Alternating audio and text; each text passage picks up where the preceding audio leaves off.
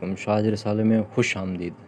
सभिनी दोस्तन खे अर्ज़ आहे कि असांजे चैनल खे लाइक करियो, सब्सक्राइब करियो, पंहिंजे दोस्तन में शेयर करियो, कमेंट सेक्शन में पंहिंजी राय जो इज़हार ज़रूर कंदा। शुक्रिया। पुन्हूं सी प्रीत जो को जो पेच पयम, बंभी हिन बंभोर में वेहण थियोम। मतियूं मोटण संदियूं काकियूं कयम दियोम, सरतियूं साह संदोम थियो हवाले होत जे। ॾांझनि ते ॾांझा ॾिनाऊं ॾुखीअ खे, लॻियसि नायक नींहं जे कड़ह अंदर काजा।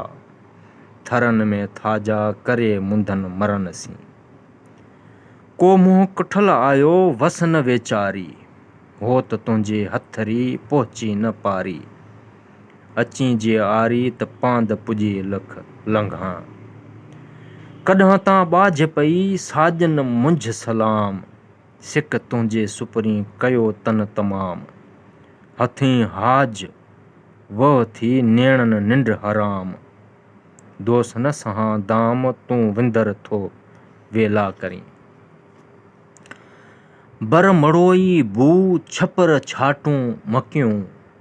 ॿह ॿह थियो बंभूर में हिंद मिड़ई हो, राणियुनि वरी रो गोंदर लथा ॻोल्हईं।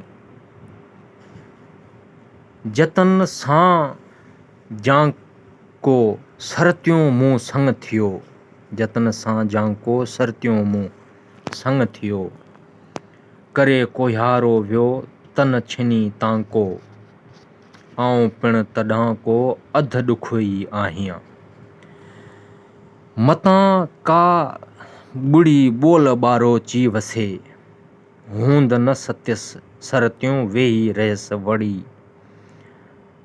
जित पंहिंजे जूअ में घारी मां घड़ी, केची आऊं न कड़ी कंहिंखे ॾुखी ॾावण ॾाॾियो। अधियूं आऊं न तीअं जीअं प्रीतणो पिरीअसीं, ॿुधी सत्यसि न सोघो छलोर छातीअ सीं। केची काहे करहा मूंहां वञनि कीअं, ॾोह मुंहिंजे ॾींहं पुन्हूं खे काम चई।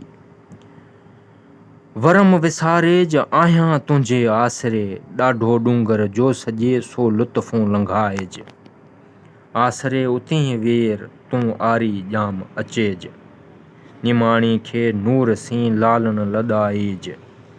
ज़ुल्मत जा ज़मीन जे सा निर्मल नूर करेज, कामिल कन करेज फरियादूं फ़क़ीर जूं।